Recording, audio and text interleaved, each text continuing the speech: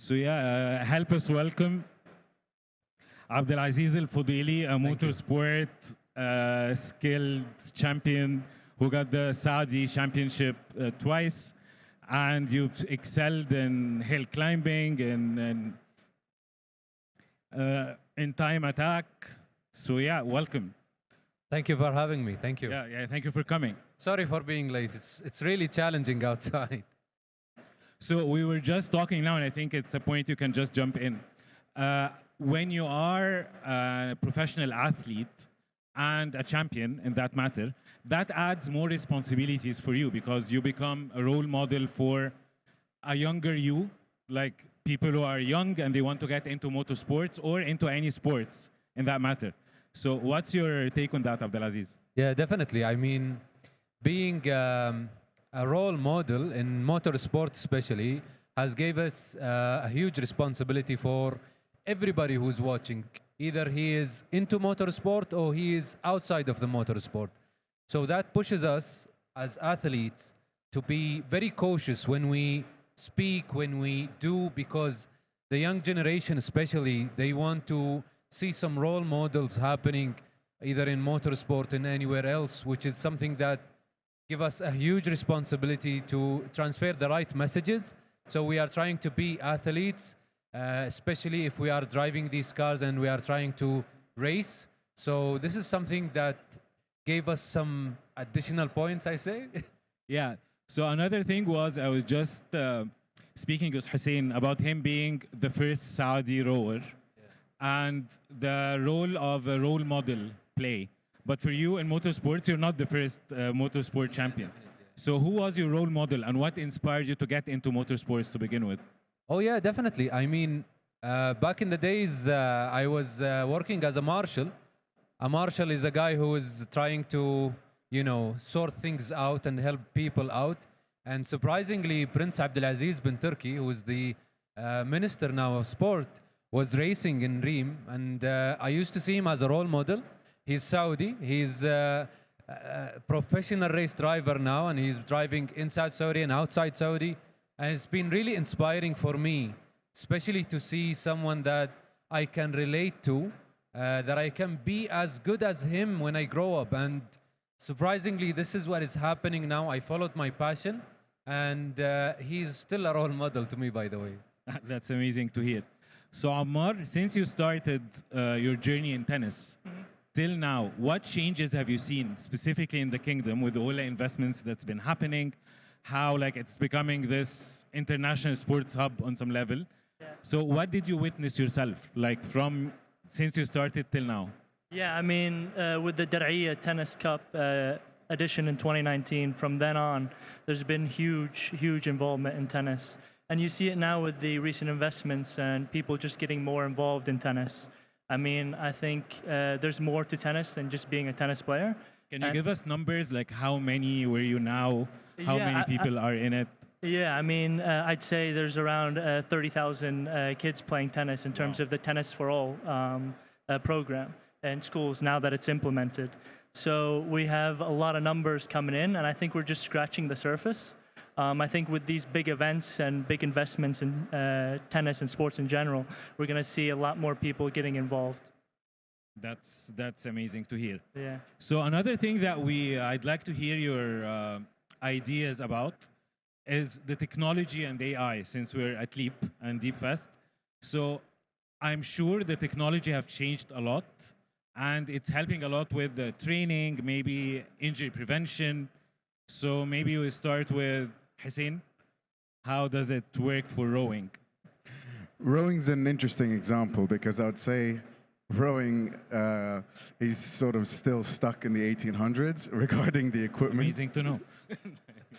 And actually that's on purpose. It's to keep sort of an even playing field because the costs are so high. These boats can cost $20,000 up to $50,000. So to keep it fair across all the countries, rich countries and poor countries, the equipment has very strict regulation. So the technology in the boats hasn't changed. Otherwise, you'll see, richer countries excel mainly just through investment in the technology. So the equipment has stayed relatively the same. But what has changed completely is sort of the different schools of thought regarding the training. And I would say the most relevant piece of tech to us is sort of wearables, like the Whoop strap and all these wearables that monitor your your body's metrics. So, for example, sleep, rest, nutrition, energy exertion, and so from that we have a lot more data to play with.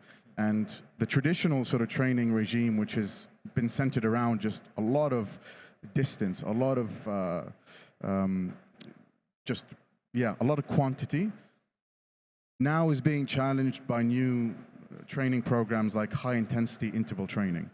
So you'd think at this point, sports science would converge into, everyone would sort of agree, but with these latest technologies, they're just completely different schools of thought being tried and tested. So at the moment, you'll rarely find, a lineup in rowing where everyone is following the same program. So this is fueled by these wearable technologies. Yeah, I can imagine technology is playing a big part as well with motorsports. Definitely. So how is it like, Abdulaziz? It completely changes everything in motorsport. I mean, a lot of the questions I get asked as a motorsport athlete is that, how can I start? And today, more than ever, it's so easy. You can even start from a PlayStation itself. So back in the days, let's say like 5 years ago, as a technology, it was very basic. You will have only a joystick, maybe a steering wheel that you can play with. Today, with the technology, you have a simulator that give you the exact feeling, the exact knowledge, the exact behavior of the car while you are sitting at home, learning on every track in the world. So the technology is changing everything. And the other thing that the technology is helping us is by training, you used to have a very, again, basic equipment to understand your techniques and the skills on the racing track itself. Today, out of the so many equipments that you need to put inside one car just to get the data, today is like a one simple equipment, and that can read from the computer of the car and then can film you, and at the same time it will overlap with the circuit map. So the instructor, instead of going inside the circuit track for like 10 times, you can go now one time, and he can immediately see where you can develop your skills or even give a better racing line and to reduce your mistake, which is helping a lot in terms of the time. Now, you don't need as much time as you used to before, and it's more easy and convenient. So yeah, the technology is changing everything in motorsport. Wow, and how is it like in tennis, Ammar? Yeah, I mean, you can see it in particular with tennis, especially at the higher level. I mean, there's less of a need for line judges, chair umpires, and it's similar along the lines with fair play. I mean, there's a Hawkeye Live system where it calls everything for you, so there's no need for that element of human error, which stinks for some people because we like those highlight reels where everyone's complaining about the referee and stuff like that. But yeah, it's quite incredible. And then in terms of performance and injury prevention, I mean, we've seen in the last 10 years, the retirement age of tennis players go from the early 30s to the mid to late 30s. And that just comes with them spending a bit less time on the tennis court and more time in the gym and on injury prevention. I mean, you can see it with the example of Novak Djokovic. He's 37 years old, world number one, arguably moving better than most of the other guys on the tour. I mean, I think technology has continued to shape tennis and will continue to shape it in the future, and I'm excited to see 10 years from now.